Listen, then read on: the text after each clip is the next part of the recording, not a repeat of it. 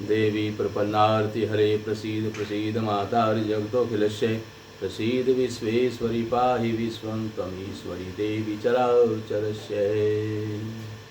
वैशंपायन ऋषि बोले, हे वेद व्यास जी, आपने मुझे गंगा स्नान के विशेष महत्व को बताया है। आज कार्तिक पूर्णिमा है, गंगा स्नान का विशेष फल है। गंगा स्नान करने से सब प्रकार के पापों से छुटकारा मिल जाता है और दीप दान करने से तीनों लोकों का आधिपत्य प्राप्त होता है। इसलिए कार्तिक पूर्णिमा को गंगा में स्नान करके घी के दीपक जलाने चाहिए।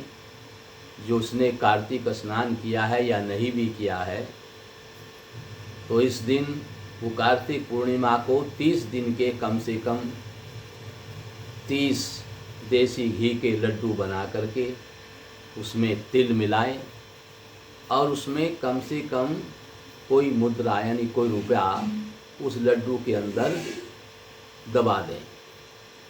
उसके अंदर रखने से वो लड्डू आप जिसको बांटेंगे उसको गुप्त दान मिलेगा। उस गुप्त दान के करने से तीनों लोकों में किया हुआ पाप, तीनों जन्मों में किया हुआ पाप, तीनों अवस्था में, बालकपन में, जवानी में, बुढ़ापे में, सब प्रकार के पापों से छुटकारा मिल जाता है। इस गुप्त दान का विशेष महत्व है, इसलिए इस गुप्त दान को विशेष रूप से करना चाहिए। कार्तिक पूर्णिमा को स्नान और दान करने से कई करोड़ गुना फल दानी को प्राप्त होता है। इसलिए वैशंपायन ऋषि कहते हैं कि आपने हमें कार्तिक पूर्णिमा के महत्व को बताया, श्री गंगा जी के स्नान के महत्व को बताया। अब मैं आपसे जानना चाहता हूँ, प्रभो देव जगन्नाथ श्रुत्वा तम मुखाम्बुजात् गंगा महात्म्यम अतुलम पवित्रो अस्मि न संशयः। भूयस्ते श्रोतुमिच्छामि महात्म्यम अति विस्तरात् कामरूपस्य तीर्थस्य तत्समाचक्ष्वै साम्प्रतम्। हे गुरुदेव, अब मैं ये जानना चाहता हूँ, आपने मुझे जो गंगा स्नान का महत्व बताया, ये इतना पवित्र अतुलनीय है, इस महात्म्य को मैं सुनकर के ही पवित्र हो गया हूँ, इसमें कोई संदेह नहीं रहा। लेकिन अब मैं काम रूप तीर्थ कामाख्या देवी के बारे में, उसके महात्म्य को जानने की इच्छा करता हूँ। हे गुरुदेव, यदि आप मुझ पर कृपा करते हैं तो कामाख्या देवी जो साक्षात काम रूप तीर्थ में विराजमान है, मैं उसके महात्म्य को सुनना चाहता हूँ, क्योंकि माँ भगवती जगत जननी ही वहाँ कामाख्या के रूप में विराजमान है। इसलिए गुरुदेव, आप मुझे उसके महात्म्य को सुनाने की कृपा करें। वैशंपायन ऋषि के मुख से ये सुन करके वेद व्यास जी बड़े प्रसन्न हुए और कहा कि आपने बड़ा सुंदर प्रश्न किया है। हे मुनि श्रेष्ठ, शृणो सावहितो वक्षे महात्म्यम मुनि सत्तमं कामरूपस्य तीर्थस्य यत्र साक्षात् स्वयं शिवा प्रत्यक्ष फलदा मृत्यु स्थानम नास्ति तो अधिकम। वेद व्यास जी बोले, मुनि श्रेष्ठ, आपने बड़ा सुंदर प्रश्न किया है। आप सावधान होकर के सुनिए, मैं काम रूप तीर्थ का महात्म्य आपको जरूर सुनाऊंगा, क्योंकि वहाँ साक्षात कामाख्या, साक्षात भगवान शिवा ही कामाख्या रूप से विराजमान रहती है, और वहाँ पर जो उनका दर्शन करने जाता है सबका कल्याण करती है। काम रूप तीर्थ के अलावा कोई उत्तम तीर्थ नहीं है, जहाँ गंधर्वों सहित देवता तथा ब्रह्मादि श्रेष्ठ देवता प्रतिदिन आकर के भक्ति पूर्वक कामाख्या देवी की आराधना करते हैं। और जहाँ पृथ्वी पर कल्याण के लिए स्वयं भगवान शिवा भगवती शिवा योनि रूप में वो महामाया पूर्णा आदि शक्ति परमेश्वरी लीलावती लीला पूर्वक विराजमान है। उस माँ भगवती ने अपने योनि को वहाँ पर विराजमान किया है। ये योनि रूप तीर्थ सबसे उत्तम और श्रेष्ठ माना गया है। भगवान शिव जो काशी में रह कर के सबको मुक्ति प्रदान करते हैं, इसी कामाख्या तीर्थ में जाकर के माँ भगवती की आराधना करते हैं और काशी में रहकर रहने वालों की मुक्ति के आकांक्षा इन्हीं माँ भगवती शिवा कामाख्या से करने के लिए वहाँ पर जाते हैं। भगवती कामाख्या की कृपा से ही भगवान शंकर सृष्टि के संहारक हुए हैं।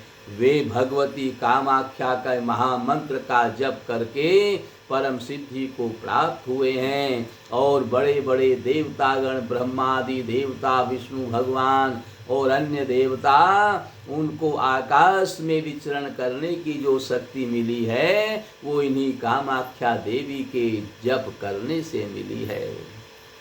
वेद व्यास जी कहते हैं, हे मुनि श्रेष्ठ, योनि रूपां भगवतीं सुगुप्तां मुनि सत्तमं दृष्ट्वा स्पृष्ट्वा संपूज्य जीवन मुक्तो भवनेश्वरः विरते पृथ्वी पृष्ठे शूलपाणि परिवापरः निग्रहानुग्रहे शक्तो देवानामपि नारदः।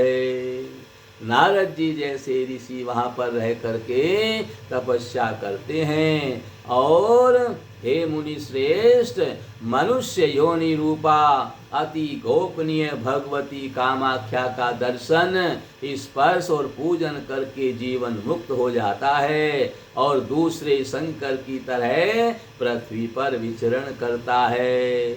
वहाँ देवताओं को भी दंडित तथा पुरस्कृत करने में वह समर्थ हो जाता है। जो भक्ति पूर्वक भगवती कामाख्या का दर्शन करता है, क्योंकि भगवती कामाख्या का दर्शन बड़ा ही दुर्लभ है, ये आसानी से इसका दर्शन नहीं होता है।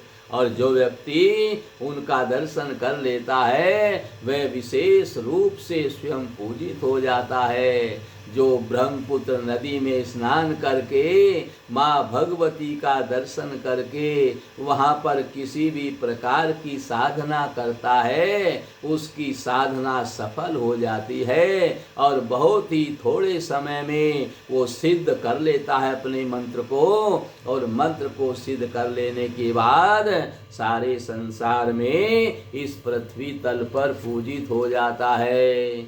माँ भगवती कामाख्या के समान इस पृथ्वी तल पर दूसरा कोई तीर्थ नहीं है।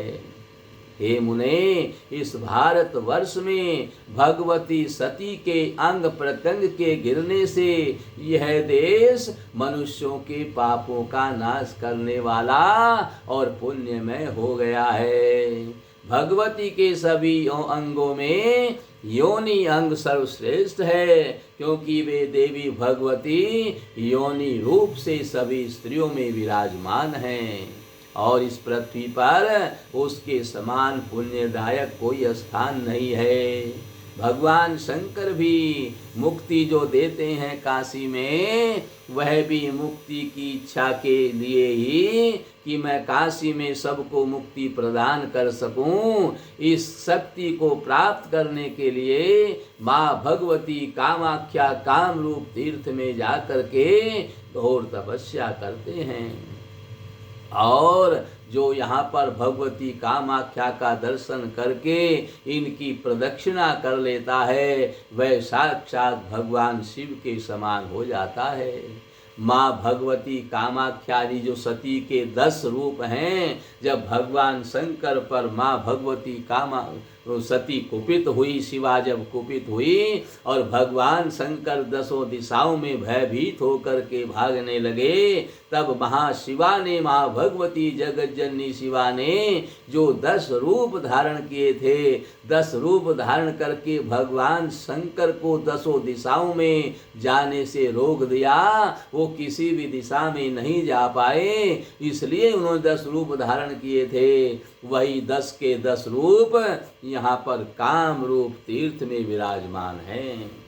कालान्धिस्त्रयी मोहिन कदाचिन् विचार्येत्, पुरश्चर्या विधो मंत्री विचार्येन्द्रकं व्रजेत्। सुरत्वं सुरराजत्वं ब्रह्मत्वं च वै शिवात्मकं, विष्णुत्वं सुदुर्लभं तत्र जप्तिं भैरवीनमुत्तमम्। और भगवती कामाख्या के शक्ति पीठ में मंत्र जपने वाले व्यक्ति को अज्ञान वश भी पुरस्चरण की विधि में काल आदि मुहूर्त का कोई विचार नहीं करना चाहिए। वहाँ पर आप मंत्र सिद्ध करने के लिए गए तो आपको किसी मुहूर्त की आवश्यकता नहीं है और किसी समय की आवश्यकता नहीं है। किसी भी समय में जाकर के आप वहाँ माँ भगवती के मंत्र को सिद्ध करने के लिए तपस्या प्रारंभ कर देनी चाहिए। यदि ऐसा विचार करता है कि अब मुहूर्त ठीक नहीं है, अब समय ठीक नहीं है, तो वह नरकों में जाता है। इसलिए माँ भगवती कामाख्या जो काम रूप तीर्थ है, वहाँ पर किसी मुहूर्त का, किसी समय का कोई विचार नहीं है। और जो अपने पितरों का श्राद्ध इस काम रूप तीर्थ में जाकर के करता है, अपने पितरों की तृप्ति करना चाहता है, तो तत्काल उसके पितरों में तो पितृ तृप्त होकर के उसको आशीर्वाद देते हैं और वह दूसरे भगवान शंकर के समान हो जाता है। शक्ति पीठ में भगवती भैरवी का मंत्र जपने वालों को सुरत्व, इंद्रत्व, ब्रह्मत्व, शिवत्व और विष्णुत्व प्राप्त हो जाता है। जमदग्नि परशुराम ने अपने पिता के जो है बदला लेने के लिए जो कार्तवीर्य को मारने की इच्छा की थी, जो इतना बलवान था, वो कामाख्या में जाकर के परशुराम ने कठोर तपस्या की थी। वहाँ थोड़े ही समय में तपस्या का फल प्राप्त हो जाता है। तो वहीं से शक्ति प्राप्त करके परशुराम ने कार्तवीर्य का वध किया था। उसी प्रकार पुरस्चरण विधि से, पुरस्चरण होता है 24 लाख मंत्रों का। वहाँ पर जा कर के हम यानी जितने मंत्र में अक्षर होते हैं उतने ही लाख मंत्र जपने से वह मंत्र सिद्ध हो जाता है। जैसे गायत्री मंत्र में 24 अक्षर होते हैं, तो 24 लाख जाप करने से गायत्री मंत्र सिद्ध हो जाता है।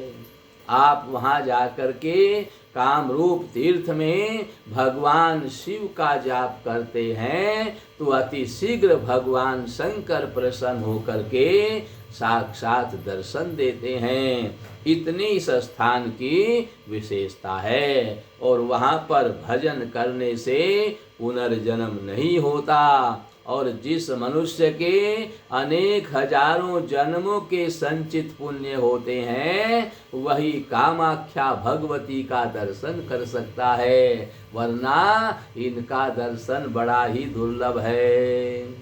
और जिस प्रकार देवलोक के अन्य लोगों के लिए दुर्लभ कहा गया है, उसी प्रकार भगवती कामाख्या का श्री कामरूप नामक जो शक्ति पीठ है, यह तीर्थ देवताओं के लिए भी दुर्लभ है। वैशंपायन ऋषि ने पूछा, काम रूपे महाक्षेत्री काधिष्ठात्री महेश्वरी विद्यानां 10 मूर्तिनां तन्मे ब्रूहि महेश्वर है। वैशंपायन ऋषि ने सवाल किया, गुरुदेव आपने माँ भगवती कामाख्या का स्मरण करा करके मुझे गदगद कर दिया है। अब मैं धन्य हो गया हूँ। अब मैं जानना चाहता हूँ कि काम रूप महाक्षेत्र में 10 महाविद्याओं की अधिष्ठात्री जो देवी है, ये महेश्वरी कौन है? उनके विषय में आप मुझे बताइए। मैं इनके विषय में विस्तार से जानना चाहता हूँ। तब वेद व्यास जी बोले, हे वैशंपायन ऋषि, आपने बड़ा सुंदर प्रश्न किया है। ये माँ भगवती शिवा अपनी 10 महाविद्याओं को लेकर के वहीं काम रूप तीर्थ में विराजमान है, वहीं पर प्रतिष्ठित रहती है। कामाख्या कारिका देवी स्वयमाद्या सनातनी, तस्यापा सर्वे स्थिताश्चान्या न विद्या महमते। सर्वविद्यात्मिका काली कामाख्या रूपिणी यतः, ततस्तां तत्र संपूज्य पूज्य देवस्ताम्। हे महामते, भगवती कामाख्या ही स्वयं आदि शक्ति सनातनी देवी कालिका है। उसके बगल में अन्य 9 महाविद्याएं प्रतिष्ठित हैं। सर्वविद्यात्मिका काली ही कामाख्या रूपिणी है। उस शक्ति पीठ में उनकी तथा अपने इष्ट देवता की पूजा करके भक्ति पूर्वक जो मनुष्य उसके अपने इष्ट के मंत्र का जाप करता है, उसका मंत्र तत्काल सिद्ध हो जाता है। और यह मणि के ऊपर विराजमान रहती है। यहाँ पर इसका दर्शन उपासना करनी चाहिए, क्योंकि यही सृष्टि की रचयिता है, यही सृष्टि का पालन करती है और यही सृष्टि का संहार करती है। ब्रह्मा का रूप धारण करके यही भगवती शिवा सृष्टि की रचना करती है। विष्णु का रूप धारण करके यही भगवती शिवा सृष्टि का पालन करती है, और शंकर रूप धारण करके, रुद्र का रूप धारण करके ये स्वयं ही संहार भी करती है। और हे वैशंपायन ऋषि, इस भगवती के महापीठ के महावाम भाग में भगवती तारा विराजमान है, दक्षिण भाग में भुवनेश्वरी विराजमान है, अग्नि कोण में खोड़सी विराजमान है, नैऋत्य कोण में स्वयं भैरवी विराजमान है, वायव्य कोण में छिन्न मस्तका विराजमान है, इसके पृष्ठभाग में बगलामुखी विराजमान है, इसके ईशान कोण में त्रिपुर सुंदरी विद्या विराजमान है, उधर भाग में मातंगी विराजमान है तथा दक्षिण भाग में धूमावती विराजमान है। इस प्रकार से 10 की 10 महाविद्याएं, 10 की 10 ये महादेवी यहाँ कामाख्या तीर्थ में विराजमान हैं। पितामह ब्रह्मा तथा भगवान विष्णु और अन्य जो देवता हैं, वे सब के सब इस शक्ति से समन्वित होकर के भगवती कामाख्या के लोक दुर्लभ शक्ति पीठ में हमेशा विराजमान रहते हैं। जो व्यक्ति यहाँ कामाख्या देवी को बिल्व पत्र अर्पण कर देता है, उसके संसार में उसके बराबर कोई दान नहीं है। 3 पत्ते होती हैं बिल्वपत्र में, इसमें ब्रह्मा विष्णु महेश तीनों विराजमान होते हैं। और जो बिल्वपत्र को इनको समर्पित कर देता है, इनको समर्पित करने से वह सबसे बड़ा दानी होता है, उसके बराबर कोई दान नहीं होता है और उसका पुनर्जन्म नहीं होता है। हे महामते, भगवती के उस शक्ति पीठ में शरीर में भस्म लगाकर जो वहाँ पर माँ भगवती की आराधना करता है, रुद्राक्ष को धारण करता है, क्योंकि माँ भगवती के उपासक को रुद्राक्ष अवश्य धारण करना चाहिए। तो रुद्राक्ष धारण करके और भस्मी लगा करके जो इस काम रूप तीर्थ में माँ भगवती की आराधना करता है, तो वहाँ भगवती के उस वहाँ पर किए हुए उस उपासना से वह उसको संसार में किसी से भय नहीं रहता है, वह निर्भय हो जाता है, निर्भय हो करके संसार में विचरण करता है और साक्षात भगवान शिव के समान हो जाता है। भगवती कामाख्या के शक्ति पीठ में अमावस्या को, चतुर्दशी को, अष्टमी तिथि तो को अथवा अक्षय तिथि में और नवमी तिथि की रात्रि में वहाँ पर उपासना करने से तत्काल और विशेष फल प्राप्त होता है। और जो अमावस्या की रात्रि में, चतुर्दशी की रात्रि में, अष्टमी की रात्रि में, अक्षय तिथि की रात्रि में और नवमी तिथि की रात्रि में और आराधना करता है माँ भगवती कामाख्या की, तो रात्रि में माँ भगवती उसको साक्षात दर्शन देती है और उसको मनोवांछित वरदान देती है और इस संसार में सब प्रकार की सुख संपत्ति प्रदान करके सबका उसका कल्याण कर देती है। इसलिए निर्भीक होकर के मनुष्य को सावधानी पूर्वक इस काम रूप तीर्थ में माँ भगवती की उपासना करनी चाहिए। वैशंपायन ऋषि बोले, कवचम कीदृशं देव्या माभय निवर्तकम कामाख्यास्तु तद्ब्रूहि सांप्रतम मे महेश्वर है। माँ भगवती कामाख्या का कवच कैसा है, ये कवच का पाठ कैसे करना चाहिए, अब मैं माँ भगवती के कवच को सुनना चाहता हूँ, क्योंकि माँ भगवती का कवच सब प्रकार से संसार में रक्षा करने वाला होता है। इसलिए गुरुदेव मुझे माँ भगवती का कवच सुनवाइए। इतना कहने पर वेद व्यास जी गदगद हो गए और बोले, हे ऋषिवर, आपने बड़ा सुंदर प्रश्न किया है, मैं आपको जरूर सुनाऊंगा, आप ध्यान पूर्वक सुनिए। वेद व्यास बोले, शृण्वै परमं गुह्यं महाभय निवर्तकं कामाख्याया सुरश्रेष्ठे क्वचं सर्वमंगलम् यस्य स्मरण मात्रेण योगी डाकिनी गुणः राक्षसो विघ्न कारणो यास्या विघ्नकारिका।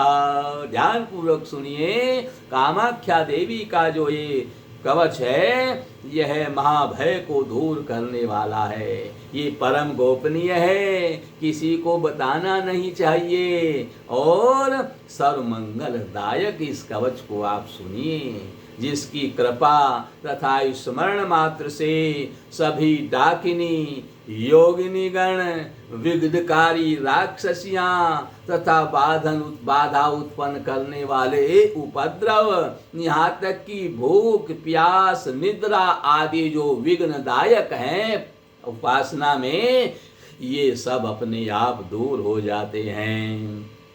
इसलिए माँ भगवती का कवच उपासना, इस कवच की उपासना करने से सब प्रकार के विघ्न दूर हो जाते हैं। इसलिए आप ध्यान मग्न होकर के सुनिए। ओम प्राच्याम रक्षतु में तारा काम रूप निवासिनी आग्नेयाम खोड़सी पातु याम्याम धूमावती स्वयं नैऋत्यां भैरवी पातु वारुण्यां भुवनेश्वरी वायव्यां सततं पातु छिन्नमस्ता महेश्वरी कौरव्यां पातु मे देवी श्रीविद्या बगुलामुखी ईशान्यां पातु मे नित्यं महात्रिपुर सुंदरी उधर्वं रक्षतु मे विद्या मातंगी पीठवासिनी सर्वतः पातु मे नित्यं कामाख्या कालिका स्वयं ब्रह्मरूपा महाविद्या सर्वविद्यामयी स्वयं शीर्षे रक्षतु मे दुर्गा भालं श्री भवगेहिनी त्रिपुरा भ्रूयुगे पातु सर्वाणि पातु नासिकां चक्षुषी चंडिका पातु श्रोत्रे नील सरस्वती। वेद व्यास ऋषि कहते हैं कि काम रूप में निवास करने वाली भगवती तारा पूर्व दिशा में मेरी रक्षा करे, खौड़सी देवी अग्नि कोण में मेरी रक्षा करे तथा स्वयं धूमावती दक्षिण दिशा में मेरी रक्षा करे, नृत्य कोण में भैरवी मेरी रक्षा करे, पश्चिम कोण में भुवनेश्वरी मेरी रक्षा करे और वायव्य कोण में भगवती महेश्वरी छिन्नमस्ता मेरी रक्षा करे। उत्तर दिशा में श्री विद्या देवी बगुलामुखी मेरी रक्षा करे और ईशान कोण में महात्रिपुर सुंदरी सदा मेरी रक्षा करे। भगवती कामाख्या शक्ति पीठ में निवास करने वाली मातंगी विद्या उधर भाग में और भगवती कालिका कामाख्या स्वयं सर्वत्र मेरी रक्षा करे। वो माँ भगवती मेरी सामने से रक्षा करे, वो माँ भगवती मेरी पीछे से रक्षा करे, वो माँ भगवती मेरी दाहिने से रक्षा करे, वो माँ भगवती मेरी बाएं से रक्षा करे, वो माँ भगवती मेरी आकाश में रक्षा करे, वो माँ भगवती मेरी पाताल में रक्षा करे, वो माँ भगवती मेरी स्वर्ग में रक्षा करे, सब स्थानों में वो माँ भगवती मेरी रक्षा करे। इस प्रकार कवच से रक्षित होकर के साधक निर्भय हो जाता है। मंत्र सिद्धि का विरोध करने वाले भयंकर भय उसका कभी स्पर्श तक भी नहीं कर सकते जो कवच का पाठ कर लेता है। हे महामते, जो व्यक्ति इस महान कवच को कंठ में अथवा भुजा में धारण कर लेता है उसे निर्विघ्न मनोवांछित सिद्धि प्राप्त हो जाती है। वह अमोघ आज्ञा वाला होकर सभी विद्याओं में प्रवीण हो जाता है तथा सभी जगह दिनों दिन मंगल और सुख प्राप्त करता है। जो जितेंद्रिय व्यक्ति इस अद्भुत कवच का पाठ करता है वह भगवती के दिव्य धाम को जाता है। यह सत्य है, इसमें जरा भी संदेह नहीं है। बोल सच्चे दरबार